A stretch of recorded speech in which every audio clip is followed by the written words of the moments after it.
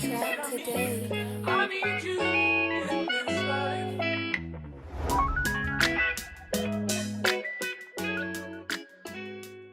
What's up, everyone? It's Precious Berry here with No Adults Allowed Podcast. Today I have with us Mr. Steph'on Riggins. We want to thank you for coming on the show. Hey, man, I'm blessed to be here. Grateful. I just want to say y'all doing amazing things. Shout out to No Adults Allowed. This is going to be some great things. Great conversation. Dang, he more excited than me. Great more excited than me. Hey, look, man, we here. So what brings you here today? So, actually, I was just feeling real good, and I was like, hey, Precious, let me on the show right now. Hey, look, if you don't let me on the show, I'm going to come up to this place, and it's going to go down, bro. Like, we going to have to fight. No, I'm kidding. So I really admire, like I said, the work that No Adults Allowed does, bro. I seen the podcast, all the people that's been on here, and I really just wanted to give my perspective on a lot of things that's happening in this time. Yeah. As being a youth myself, I just really wanted to relate some things that maybe has already been said before, but things that just conversation. Right. Just to have a conversation, man, and just to provoke thought. Right. That's the real reason why I wanted to come up here to relate right. with my people. Hey, before we get into all that, we gotta know how old you is, what school you go to, because a lot of people we get on the show, we have to ask what school they go to. So, how old are you first? Well, I'm 18 years old. Oh, dang, you older than me. I just turned 18 March 23rd. By a couple months. By a couple months. But what school you go to? I go to Sumner High School. First black high school west of the Mississippi. Ooh. Yes, home of the Bulldogs. A little history fact right there. So we tell go. us about what you do in the community, because we see all the amazing work. That's why we wanted to make sure that we highlight you on the show. So tell us a little bit about what you do. Well, I am a growing musical artist. I'm a spoken word artist. So in the community, for right now, I've been doing a lot of spoken words around the community just to showcase the talent that youths have at this age in particular. You know, like I said, I make music. So that's what I'm doing around the community. I perform in a lot of places. I believe my last performance was somewhere. No, it was at Sumner. I've been performing at Sumner, but those things have been everything I've done at Sumner has been broadcasted to the whole community. So you said you make music and also you're a spoken word artist. What inspires you to do the things that you're doing now? So ever since I was about 11, I had a dream of performing in front of millions of people. So my brother, shout out to him, Eric, or a rap name Riggins, he showed me that it was possible back then. So he used to take me around in his car, and like he would just be listening to his music and his music only. If it wasn't him, I mean, it was Drake or something, you know what I mean? But it was him. So to hear my brother, to hear somebody that comes from my bloodline doing it, it made me know that it was possible, or let me know that it was possible. So, but I started getting real like good at it, at writing when I was like 14. I really started taking it seriously, and I felt a calling inside of me that back then that I was given this gift to show it out to as a youth. I was given this gift at the age that I am because it was such a wonder then that I was doing this at the age that I was supposed to be this for the youth, that they can see that, look, there's in every time there is a person that will come. I like to call them messiahs that come and change the culture, shift the culture of the people. I believe you are one of those messiahs. I promise you. I know this. That's crazy that you said that, because when I was younger, I told myself to give my dreams a chance. And my dreams that I had was to use my voice, to let alone now I'm just speaking to people in my household, but now I'm speaking to a lot of young people and even adults in the room to change the perspective on how they think about young people. And I live by a quote A lot of people may, I say it a lot, but it's Shirley Chisholm. She said, if America doesn't give you a seat at the table, bring a folding chair. And I try to make sure in every room that I step in that I just bring that folding chair, because me not only being a young person, I call it a triple handicap, because not only that I'm black, but I'm young, but I'm also female. And that I try to make sure that whenever room I step in, I use those attributes that I have about myself to make sure that I motivate. So when you say giving your dreams a chance, and when you say that you have to use your gifts that you have, that's an amazing attribute that you just said, because I feel that a lot of young people, we try to shun away from our dreams, whereas our dreams are living us and we living in our own dreams, know? That's so wild, man. Yeah. That's so wild but that's only because how we've been brought up and been programmed to think as young people. See, when we're young, we have all these beautiful dreams and ideas, and we don't have a conception of a limit. Right. We don't have any barrier. We don't have any of that. So if a baby wants to, I'm going to go to the extreme, move something with his mind or whatever he does or whatever he wants to do, he's going to do it. It's not even a thinking about it. He's going to do it. Whatever he wants to do, he's going to say, or he or she's going to be like, I got a invisible friend. Like, but in the society that we live in, and it goes deeper into the families, because that's where it really just starts off in, you got the mom saying, hey, get off that couch. Hey, get off this. Hey, stop doing that. Stop jumping like who you think you are. This, and you putting doubt. You're putting, and the baby's like, like, I'm something. I'm like, what? I'm just doing. Right. And so that. They're innocent. They don't know yes, better. they're innocent. But they're genius. Yeah, they You are. give a baby a problem, or you give them something to solve. Like, if you see those like toys where they have like the circle and the triangle, and they say put one in there, they're gonna find it out. Right. They're gonna find out what they're gonna need. So they got tons of creativity that a lot of when we get older, we start to lose that, or we not so much lose it, but we shun away from it, like you're saying, because of what? Because just like society represents the mother or the father that's just like, hey, you can't do it, or stop that, or that's trying to limit you, is a reflection of what society is to when we get older. Because we're always youth. And I think, too, when you said it, like, when I was younger, like, you heard a lot of adults, they say, like, go back there with the kids. Like, me, I was always, like really intrigued in adult conversations, because you know how they say young kids don't know any better, we don't know anything. But I feel like you said, we're the most brightest creatures, like, because we know a lot of things, what we see in our community, what we see in our own households, the conversations. It's just like we attract those things. So, like, when I was listening to conversations, I'm like, oh, that auntie did do that, my cousin did do that, like.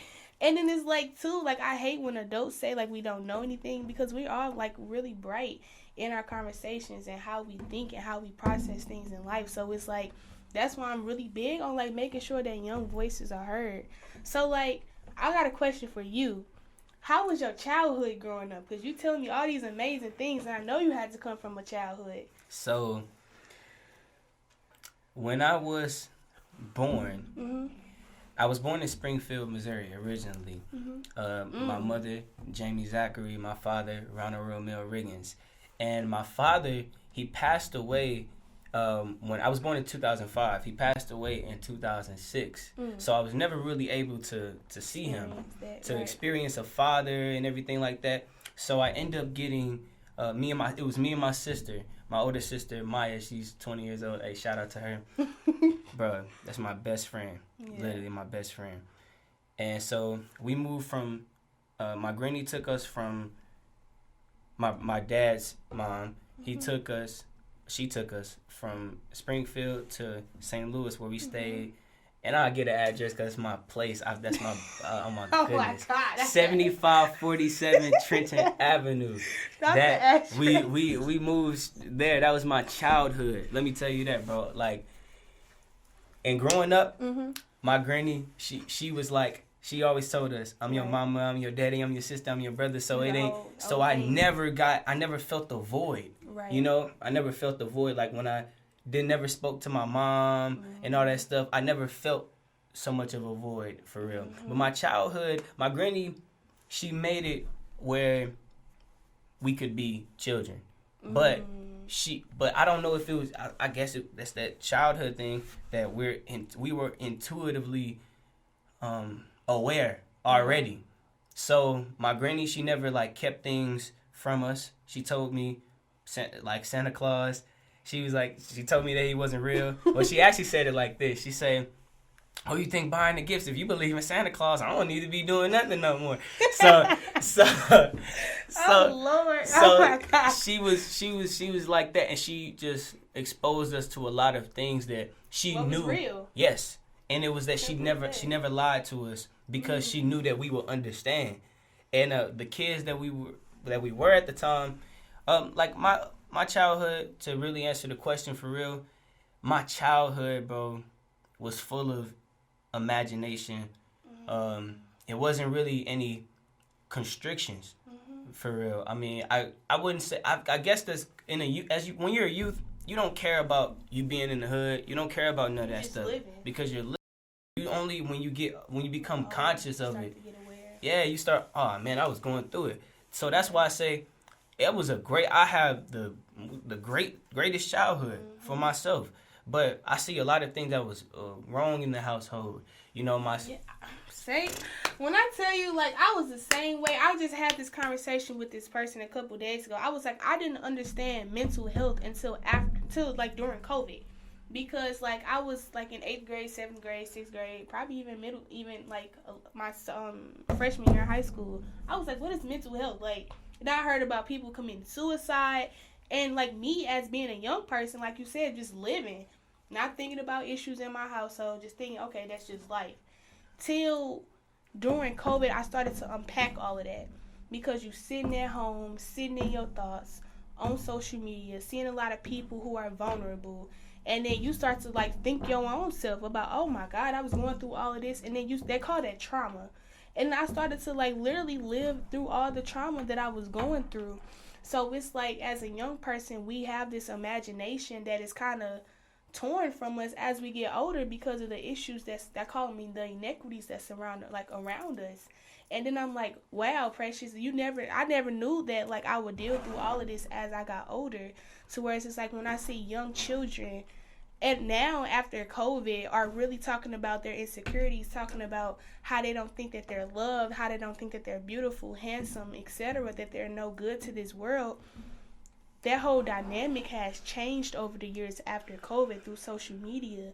So, like, how do you feel like us young people, how are we managing social media on the goods and bads? What do you think that we are doing wrong? Because we're not only an example for us, but we're an example for the younger generation because they're looking after us and they're looking at us like, okay, since they're doing this, do we have to do this? Like, how do you feel about that? So social media, at first I believe that social media was created that we can experience things worldly things on like a personal level. So we can, like, it's convenience. So I can see what somebody's doing on the other side of the world. Right. You know, and what I feel like social media has turned in right now, we've had an over-reliance of technology, period, but social media, and that's become, for the youth today, it's become the new power structure. It's become the new social structure. And what I mean by that is that we live our lives based off of social media now. Like, right. And where we at right now with it, that people judge if they're beautiful or not based off of the narratives, the dominant narratives of what social media says. And it has put a definition on what is beautiful. There is no definition to what is beautiful, to what beautiful is, what handsome is, what smart is, what unique is, you know. But you wonder, yeah, like, how are these young children, what do they know about insecurities? What do they know about, I'm not saying that we don't have any knowledge, but what do they know about insecurities? Why do they know that? Why does somebody that's 10 years old feel like that he has to have Riz? Like, why does he have to feel like that he's no good unless he's able to, unless he has a lot of money, unless he has this status, unless he's a content creator? Like, we social media has, and we've allowed this to happen, but social media has boxed us into a limited, into, yes, now we do it for ourselves. What was once done with the propaganda of the media is all still the same. It's just put in a different way, and it's keeping the number one power in our community and in society, period, is the youth. Yeah. So if you can get the youth to involved. So look at all these trends that we're in. Look at all these things that we do. Look at all the ways that people, men and women, have turned against each other. And I see this in my high school all the time. Yeah. Like I heard this girl, she was talking about how she loved toxic relationships, and men that talk about, oh yeah, I never be with that girl. I never trust. Like, I always say this. Everybody wants to be that guy, but don't nobody want to be that guy. And what I mean by that is everybody wants to be the person to say, oh yeah, I came up, I flexed on this person after I got, after they did whatever to me. But nobody wants to be the guy nowadays because they're gonna call you a simp. If you tripping about a girl, or you crying over a girl, nobody wants to say that. Nobody wants to admit that they're like that. But that's because that's what. And I'm just not judging these rappers and stuff like that right now, but to look critically, that's what they're putting out. So when that girl says that she's in love with toxic dudes, that's not truly her belief. That's the belief that she's adopted from social media and what she feels like is acceptable for her as a woman in this time. Yeah, like I just thought about men this. And women. Yeah, like as men and women, and as young men and young women, we all have responsibilities. And I feel like with us that are woke, I feel like I call us woke because a lot of our young people are asleep, and we need y'all to wake up because it's so many things that's going on in our world right now where we just sleeping on it. And it's like us as young people who are actively engaged in our community, who are seeing these issues that we are seeing on social media, in our community, in our schools, it's up to us to really motivate them and inspire them and try to take them to the next level or bring them on the same level with us. Because, like, we were just having a conversation about just seeing how young people trying to motivate young people, it's kind of hard because so going on this wing where we trying to get them to come on this wing, and then adults would be like, well, you talking to the young people, we know you doing good things with the young people, they listening to you. Are they really listening to us? Are we being more of informative speakers or motivational speakers? Because we can inform the youth all day about what's going on, how to fix it, but we have to get to the part where we can motivate the young people. For sure. And that's powerful. Yeah. It's about it's the igniting. It's igniting that spirit. And so what you're saying, if I'm hearing you correctly, is when it comes to adults, you expect an adult to talk about the things that we're talking about. Right. So when a youth is saying this, it's odd. It's like, did you just hear that from them? Or did they tell you to speak this to them? Like, we don't have our own views. We're in the youth, so we are the ones who know everything that's going on with the youth because we are youth. Right. We are the youth. So, and even when we get older, I feel like we still are the youth. We're going to continue to be the youth. We're going to continue to always be young. And really what I meant by that is just when we, as I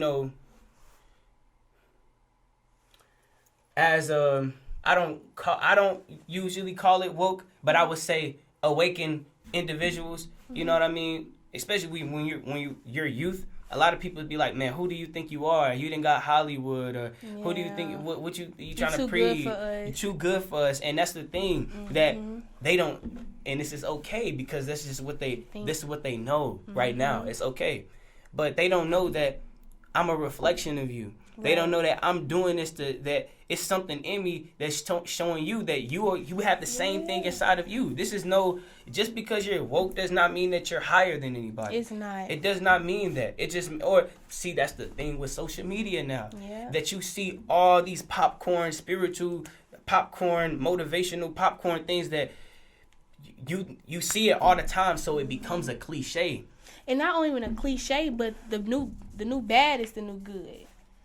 you know, we talk about like Sexy Red and like for example, bro. like the influencers that these young people are listening to, we got their attention. We got their attention because they're doing the TikTok trends, they're doing the Instagram trends, the Facebook trends, all the trends, the reels. If we got their attention and we want them to follow down the right path, we got to put out good motivational things, because I feel like if you can gain a young audience, then you can gain them into the right direction. It's you know, and with those influencers out there, because we got a lot of black women influencers that are leaving out of St. Louis. You know, you have a lot of people say, oh, you will never be nothing in St. Louis. You got to do something really crazy to make it out of St. Louis. But again, these young influencers who are making it out of St. Louis, they should be the ones that's leading the young people, because the young people are attracting them more than the adults based off the viewers. So, you know, we can have a whole conversation about that. Sure, but I wanted to ask you, what do you see yourself in like 10 years from now? 10 years from now, where do you see Steph'on Riggins? I'm 18 right now. That's 28. I would have already established my brand as an artist, as a growing artist, international. And at that time, I would be moving into a phase of a larger form of leadership. And that would be making new inventions for the future. That would be really leading the new world. Right. And what I see is that a world where we don't have to worry about class, we don't have to worry about race, we don't have to worry about any of these things that limit us, but that the thing that we have inside of us, really bringing God willing, just bringing a heaven on earth. Hey, I'm right with you. I'm just trying to make sure that, again, that we leave that blueprint for young people, because I feel like right now we in the era where we gotta motivate them, because they seeing us right now. Because when we get like 25, 26, 27, it's gonna be somebody else in our position doing the same thing when we was the age. So like, that's how I see myself, just trying to make sure that I lead the youth in the right pathway, and making sure that they become believers and achievers, and not letting the broken households become the broken people, or learning how to work in the middle of chaos through their school system, through probably going to a provisionally accredited school, through probably not having the support that they need, to know when to reach out to get those support, because I was that person. You know, that could be my sister, that could be my friend, that could be my classmate. So I'm just big on making sure that I leave that mark. So see, man, with that comes it's a cross to carry. And I know that you've been carrying that mug for a minute. You know what I'm saying? Your calling, you standing in it, standing firm. But I know it's some things that's affecting you mentally. I know it's some things that's burdening you. Like, all the greats that went through that same thing of, you know, you doing so much for people. You doing so much to give. As you a giver, I see your energy. You know what I mean? It's being a giver. You know, but what are those things that you do to be able to receive, like to refill and replenish yourself after all of that? What keeps you sane? What gives you balance? Oh wow, you asked me a question.